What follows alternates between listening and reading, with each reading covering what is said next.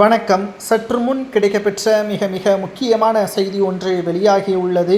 எடப்பாடி பழனிசாமி அவர்களுக்கு எதிராக ஒன்று திரண்ட அதிமுகவின் நிர்வாகிகள், கிளை நிர்வாகிகள், மாவட்ட செயலாளர்கள், முன்னாள் மாவட்ட நிர்வாகிகள் என்று எடப்பாடி பழனிசாமி அவர்களுக்கு எதிராக ஒன்றாக திரண்டுள்ளனர். இதற்கு மிக முக்கியமான காரணம், ஒரு கட்சி வெற்றியடைய வேண்டும் என்றால் அதற்கு தலைமையும் தொண்டர்களும் நிச்சயமாக காரணமாக அமைய வேண்டும்.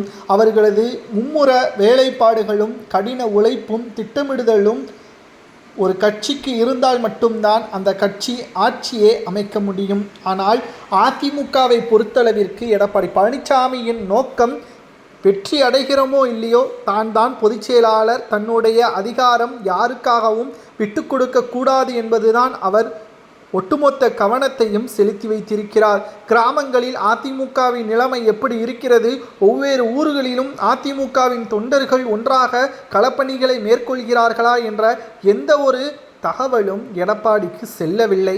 அவரும் அதை பற்றி கேட்கவில்லை. ஒவ்வொரு தொகுதிகளுக்கு பிரச்சாரங்கள் சென்றால் போதுமா, 5 லட்சம் 7 லட்சம் என்று ஒவ்வொரு கிராமங்களுக்கும் பணங்களை கொடுத்து மக்களை வரவழைத்து கூட்டத்தை காட்டினால் எடப்பாடி வெற்றியடைந்து விடுவாரா, முதல்வராக பொறுப்பேற்று விடுவாரா? இது நிச்சயம் வேடிக்கையாகத்தான் இருக்கும் என்பதை அதிமுகவின் நிர்வாகிகளை தற்பொழுது பேச ஆரம்பித்து விட்டார்கள். அதிமுகவிற்கு தேவை ஒற்றுமை, இரண்டாவது திட்டமிடுதல். வருகின்ற சட்டசபை தேர்தலில் வாக்குறுதி மக்களை கவரக்கூடிய வகையிலும் அதை நிச்சயம் செய்யக்கூடிய பொருளாதார வசதியுடைய முழுமையான கஜானாவில் என்ன இருக்கிறது என்பதை வெளிப்படையாக ஸ்டாலின் அவர்களுக்கு எதிராகவே களத்தில் நின்று பேச வேண்டும். முக்கியமாக ஒருங்கிணைப்பு இல்லாமல் அதிமுக வெற்றியடைவது சாத்தியமே கிடையாது என்பதையும் தற்பொழுது நிர்வாகிகள் எடப்பாடி பழனிசாமி அவர்களுக்கு எதிராக ஒன்று திரண்டுள்ளனர்.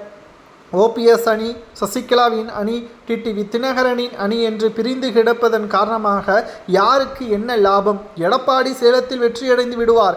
அதிமுக ஆட்சி அமைக்க வேண்டுமே, அதற்கு என்னதான் செய்ய வேண்டும்? ஒற்றுமையை தவிர எடப்பாடி பழனிசாமி அவர்கள் வேறு எந்த ஒரு திட்டத்தை போட்டாலும் அது மக்களவை தேர்தலில் நடந்தது போல் தோல்வியே தான் தழுவார் என்பதை தற்பொழுது உறுதியாக தெள்ளத் தெளிவாக நம்மால் பார்க்க முடிகிறது.